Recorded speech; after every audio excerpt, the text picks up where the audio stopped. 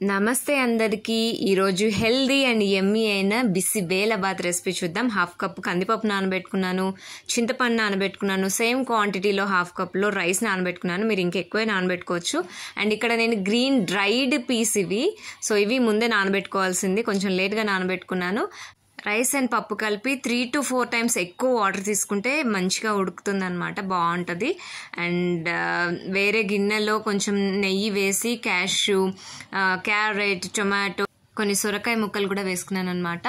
And ఈలోగా మొత్తం మంచిగా ఉడికింది. ఎక్కువ వాటర్ పోసుకుంటే ఏంటి అంటే నైట్ వరకు కూడా, అంటే ఈవినింగ్ వరకు కూడా మంచిగా లూజ్గా ఉంటుంది అనమాట. అది లూజ్గా తింటే బాగుంటుంది. కొంచెం చింతపండు రసం వేసేసాను అండ్ సాల్ట్, కొంచెం కారము తగినంత, మనం టేస్ట్ చూసుకుంటూ ఉండాలి. అది వేసి అండ్ ఇందాక నేను చేసిన వెజ్జీస్ మిక్స్చర్ అంతా ఇందులో వేసి కాసేపు ఉడికిస్తున్నాను. ఇందులోకి బిసిబేలాబాత్ పౌడర్ వేసుకుంటే బాగుంటుంది. మీకు రెసిపీ కావాలంటే పింక్ చేయండి.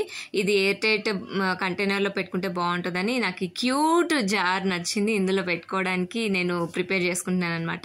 అండ్ ఫైనల్లీ ఆ బిసిబేలాబాద్ పౌడర్ 2 minutes అయితే ఆఫ్ చేస్తాం అనగా మనం వేసేసి, అండ్ ఫైనల్ టచ్ ఇందులో కొంచెం పైన ఈ బూందీ మిక్చర్ వేసుకుంటే బాగుంటుంది. అండ్ పోపులో ఆల్రెడీ మనం పసుపు వేసాం కాబట్టి ఈ కలర్ వచ్చింది అనమాట. అండ్ కొంతమంది బిస్మిల్లాబాత్ అన్నారు, కొంతమంది బిసిబేలాబాత్ అన్నారు, కొంతమంది ఇదేంటో మేము అసలు నాకు తెలియదు బిసిబేలాబాత్ అంటే అని కూడా అన్నారు, కొంతమంది సాంబార్ రైస్ అన్నారు వాట్సాప్ స్టేటస్లో పెడితే. సో మీకు తెలుసా ఈ రెసిపీ? ఒకవేళ మీకు తెలిస్తే మీరు ఎలా చేసుకుంటారో నాకు ఒకసారి పింక్ చేయండి. Hope you like this video. If you like this video, please like, share and subscribe. Thank you.